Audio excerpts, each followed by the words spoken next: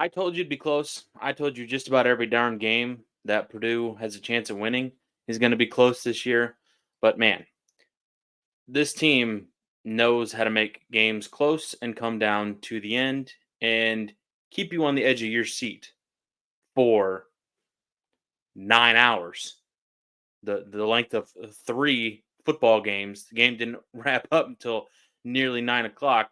And we'll get into more of that here in just a second. But welcome in to the Behind the Rails podcast on the Believe Network. I'm your host, Brice Vance. Make sure you subscribe to the channel on YouTube or follow it on Spotify, Apple Podcasts, wherever you are listening. Thank you so much for tuning in. Man, I hope I can do this game justice. I hope I can do this day justice because there was a lot that went on in this show. And if you had any pictures from today, if you were in Blacksburg, if you were just sitting at home and you took a shot of yourself watching the Purdue game in Purdue gear, send it to me.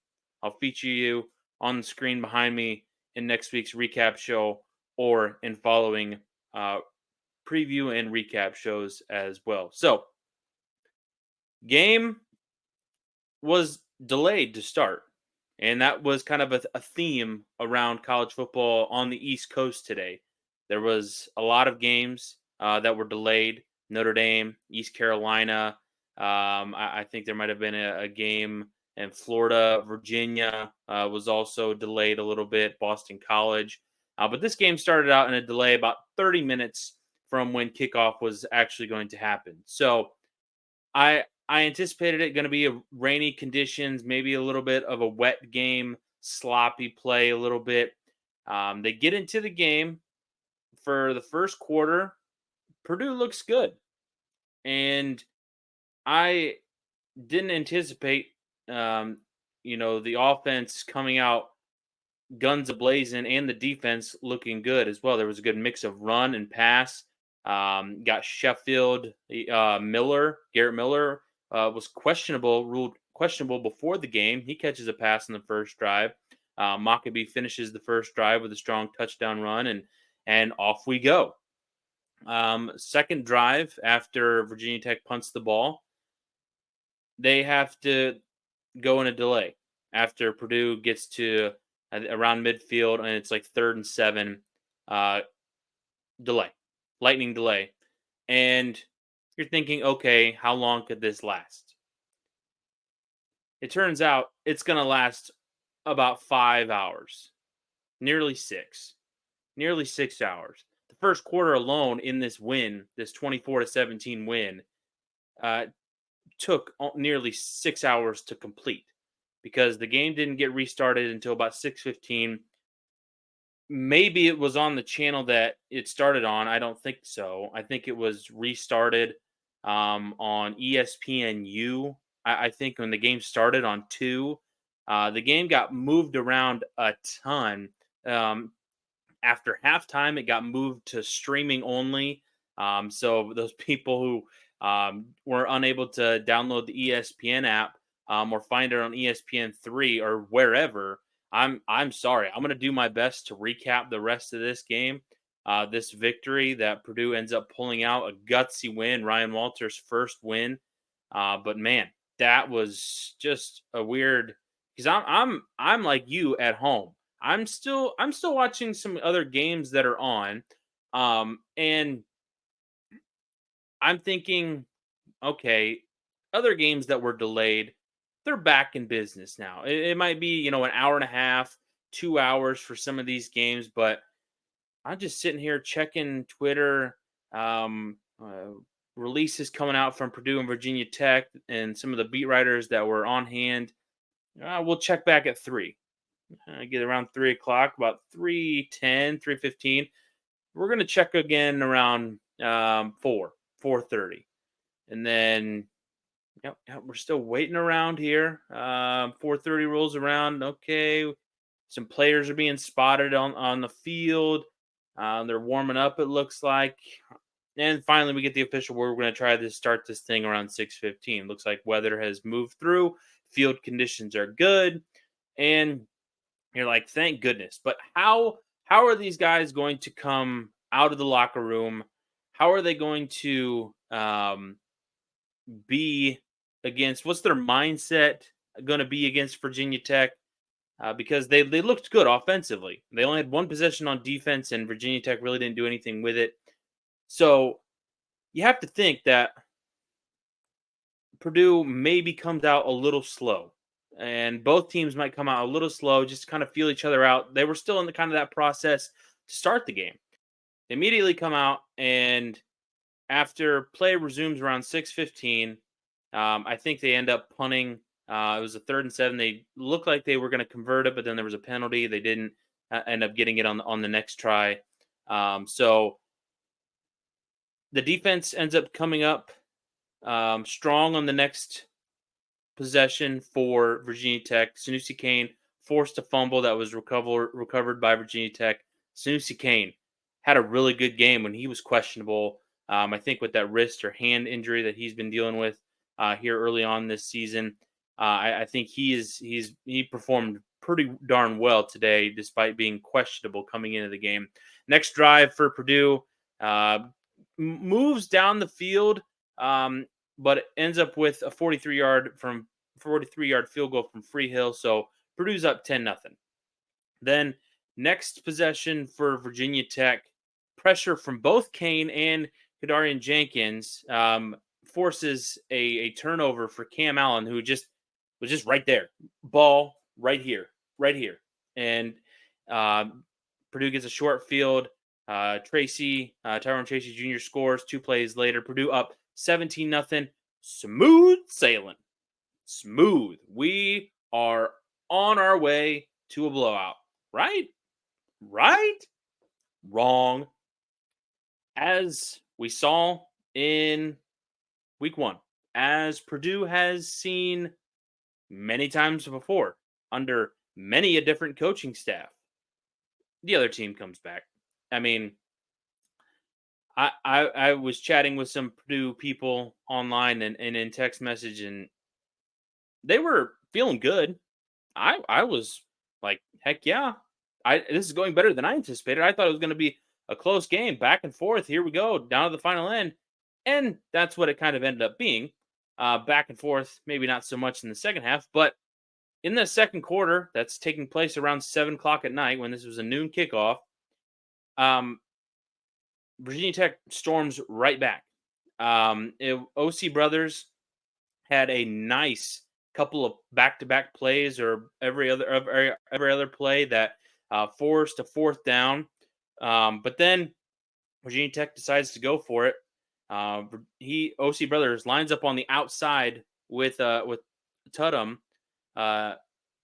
Tatum motions into the backfield, and then the ball is snapped, and the running back runs a wheel route, and Brothers is lost. Has no idea where he went.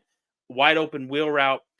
He gets past a Thieneman tackle and ends up in the end zone. You really wish you would have, got that stop, man, because that would have really stopped any chance of Virginia Tech getting back in this game or having any chance of momentum to do what they eventually did. Purdue, about near midfield, decides to go for it on 4th down. And I just didn't love the play call. The play call was, I think, a Hudson Card keeper. This happened twice in the game. Happened again in the 4th. I don't understand the play calling. It was a read in the 4th quarter that it looked like Hudson Card was going to keep it the entire way.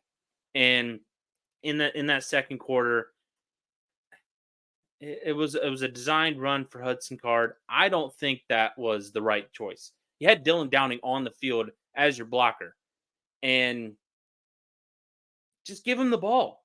He's the big bruising back that you have on the team. Give him the ball. That's where some of these frustrations, and we talked about it a lot last week with Purdue getting stuffed up the middle and inside these inside tackle runs. Why? Why are you giving the ball to your quarterback? And yes, I know he has the mobility to run, but not in those situations. He's not a power back. He's not a fullback. I mean, unless the hole is wide open, then he can take off and run. But on a 4th and, like, 2, I believe, just didn't seem like the right situation. But they only gave up 3 points. Virginia Tech ends up stalling, in Purdue territory. They only give up the field goal, so it's still a touchdown game. Um, and it feels like, all right, we stopped any type of momentum. Then I think Nichols gets the sack on the next Virginia Tech position after Purdue goes, I think, 3 and out on their following possession after the field goal. But there was a wide receiver running in some wide open grass for Virginia Tech, and it leads to a first down on a third down play. And then after a questionable, very questionable, I don't think it was, roughing the passer penalty on Thieneman, it leads to an easy touchdown for Virginia Tech the next play. So, and then game tied 17-17. It was a quick, very high to a very, we're back into a dogfight. Uh, Purdue gave up 17 points in a span of 5:44 in game time. So in about 6 minutes, this game went from a 17-point lead to a tie game. And that's how we went into halftime. And halftime, you're thinking, well, first off, you're thinking, well, what channel is this game actually going to be on? And then you're thinking, can we find some offensive momentum? Because we looked good first drive. We got a short field on our next touchdown drive. And our next drive stalled and we settled for a field goal. Outside of our first possession, we really didn't move the ball a lot.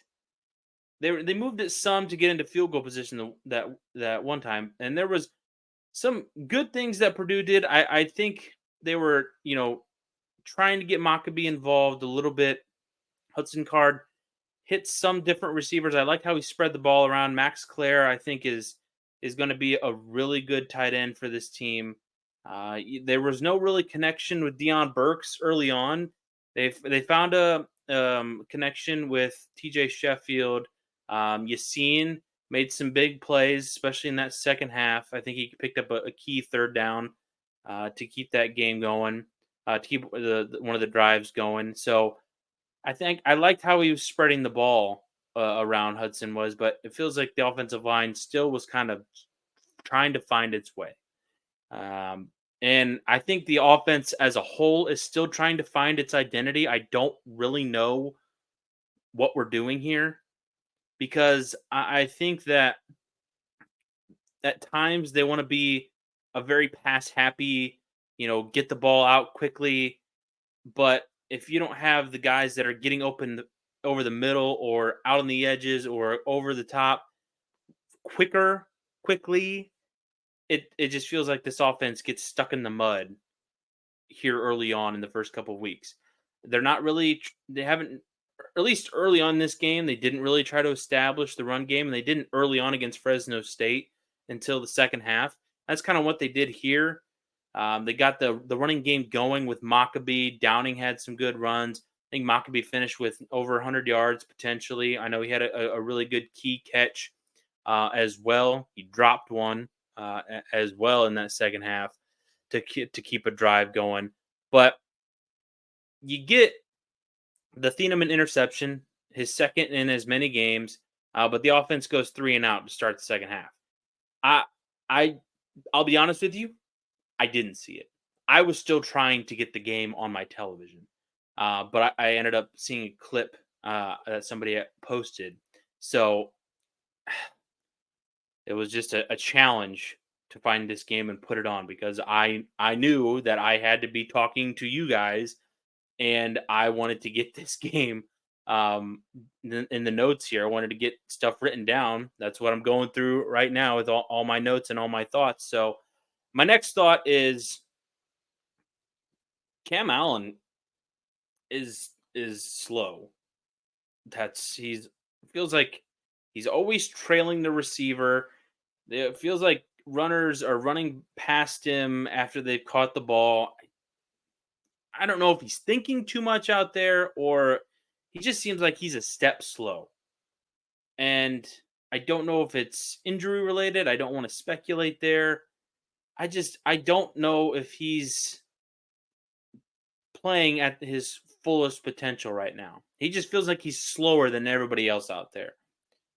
And it looks like at times it hindered this defense. There were some big plays that got past him. Some plays that were over the middle, and Allen was right there, and they would just run right around him. But I did feel like the secondary was helped out a lot because I think the defensive line played very well today. They were getting after Grant Wells. They were stuffing those run lanes, and it felt like they were doing a lot of things up front to just make it messy.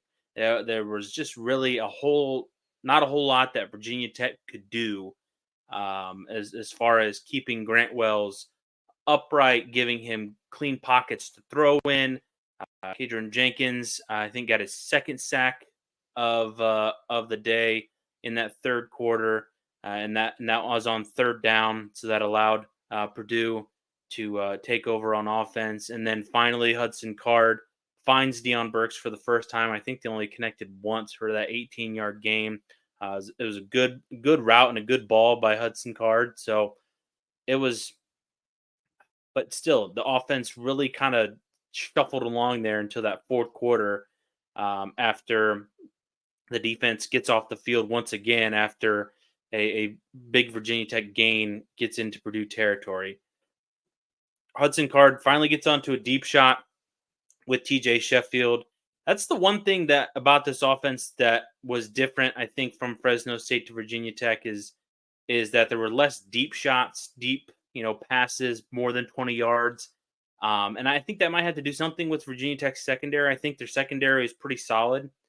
But it feels like that there wasn't as many opportunities for Purdue to go deep downfield. Now, I think that also translates with Purdue trying to run the ball more with some efficiency this week, and it worked out for them. They finally established the run game, and got some big runs from Maccabee. I think Downing had one. Card ends up getting the go-ahead score on a running play that I think was pretty good. They converted on their 3 third downs on that touchdown drive, and that ended a streak of 8 third downs that they did not convert. I mean, both teams did not do very well on third down. Now that's a trend that kind of carried over from the Fresno State game, but on the defensive side, they were able to get off the field. That's one thing you kind of hang your hat on this week, that they were able to get off the field. And that's a good sign in my mind that they changed some things up. They were able to get after the passer on some of those third downs. There wasn't so much wide open space for receivers just running free. Now that might have had to do something with Jennings getting hurt in that first quarter early on in when the game started in the early afternoon. He did get hurt and he never came back. It looked like it was somewhat of a serious injury, lower leg injury. So I think that might have had something to do it. But I feel like when this defense played well together, where the defense is up front is forcing pressure and there's good coverage down the field, there wasn't really a whole lot Virginia Tech could do. I mean, if you look at the box score, they didn't score the whole second half. A second half shutout. So that's something you can hang your hat on for this Purdue defense going forward. Hopefully that they take what they did to Virginia Tech today and establish, this is kind of what we can be moving forward, because that secondary did struggle at times against Virginia Tech today, but it made up for it with some of those big moments in that second half. So I think really good improvements, and that's what I wanted to see in this game. I wanted to see some improvements for along the offensive side of the ball. I wanted to see improvements in the defense, and I think we got that. I think we got the secondary playing a whole lot better. They established the run game. Maccabee, like I said, finished over 100 yards. Downing had some good runs. Hudson Card used his legs. He didn't look as comfortable, I think, this time around, and I think Virginia Tech was able to do a couple of things, even though they were rush four a lot of the times, and maybe five. They didn't really blitz a ton, but they were getting pressure, and I think that's what their defense is built on, trying to get pressure with four. So I think it was a good showing for Purdue today. A game that, man, you didn't really want to squeak out like that, and it didn't look like it was going to be that way early on. Even way back around 1 o'clock, I felt like Purdue was going to go into this game and um, handle Virginia Tech early on. But give credit to Virginia Tech; they end up coming back. But Purdue plays very well in that second half, especially on the defensive side of the ball. I think going forward against Syracuse next week, another game that's going to be played under the lights, just like this one, even though it wasn't scheduled to be. Your next couple of games are under the lights with the Friday night game at against Wisconsin in a couple of weeks. But against Syracuse, I think there's some good things to build on. I think Syracuse is, again, probably on the similar level to where maybe just a notch above where Virginia Tech is, but a similar level to Purdue, a team that's going to go from about 6 to 8 wins in that range. And Purdue, I think, with their schedule is hoping to be around that as well with their remaining schedule. So I think next week is an important game. This one showed me a lot of things for Purdue that are needed to be shored up for sure. The secondary, and it's unfortunate to say this, the secondary might be an issue. I mean, I think they're going to show flashes. I still think that Marcavius Brown had a solid game. Didn't really hear a whole lot from him as far as mistakes. I think Marquise Wilson improved today. I think he showed improvement. Made a couple of good plays on the outside. It's just, if you're going to have a banged up Sanusi Kane, Cam Allen that looks slow out there for some reason. I don't know if it was the cleats he was wearing and the grass, being sogged up. But man, I hope he gets it figured out. But I think as a whole, you had some good linebacker play outside of a couple plays for, like, with OC Brothers. He looked solid up front. Jeffrey Imba, I thought, put a lot of pressure. He may not have got to the quarterback a lot, but I thought he put a lot of pressure on Grant Wells today. So, and we talked about Jenkins, and I thought Nichols played well inside as well. So I think defensively, you're going to be able to stop teams on the run, because sometime in that fourth quarter, Virginia Tech had negative rushing yards. Now, Virginia Tech brought in their backup quarterback. He's more of a runner than Grant Wells is, and I get their thinking there. But to come up with some defensive stops in that game, I thought was a definite improvement, and that's what you wanted to see in this week. You wanted to see improvement from week 1 to week 2, and I think we got it. I think we got improvements on offense. I think that the play calling hopefully will improve in certain aspects in those short yardage situations. I don't know what to tell you there. I would just have different options that I would go to back to back weeks where I'm just a little baffled about some of these play choices that we're going with in these short yardage situations. So hopefully that gets improved. Hopefully we see more weapons develop. Hopefully Grant Miller continues to get healthy and play in there. I thought Colton Berger, played well today in his first game this year. I thought the tackles did well as well at times. And they got more push today. The offensive line got more push, opened up some good running lanes for Maccabee, Downing, Card, even Tyrone Tracy, who made an excellent cut on his touchdown run. So I think there were a lot of bright spots for this. If I had to give a player of the game, I would either offensively I'd go Maccabee. I thought he showed up and showed some real toughness today, especially in that fourth quarter when they needed to establish a game. And on defense, I might go Scorton, or Jenkins. Both those guys played really well. I didn't even mention Scorton for the play he did. And he's played well back to back weeks, so he's getting after the quarterback as well and making plays in the backfield. I think that defensive front is really good, is solid. They're making a lot of plays. I think that's going to be the strength of this defense going forward, and you just hoping the secondary improves as the year goes along. So that'll do it here on this recap. I hope you enjoyed it. If there are any players that stood out to you and maybe we need to take a little bit of a deeper dive into, I'm open to that, and who we might be looking forward to shine against Syracuse next week. Make sure you subscribe to the channel. Make sure you subscribe to the podcast as well. You can follow me on social media, on Twitter, Instagram, TikTok, if you want some analysis or some snippets of the show. You can find them on there as well. And if you want to be a part of the show and be on the screen, make sure you email the show as well. This has been another edition of the Behind the Rails podcast on the Believe Network. I'll see you guys on Thursday.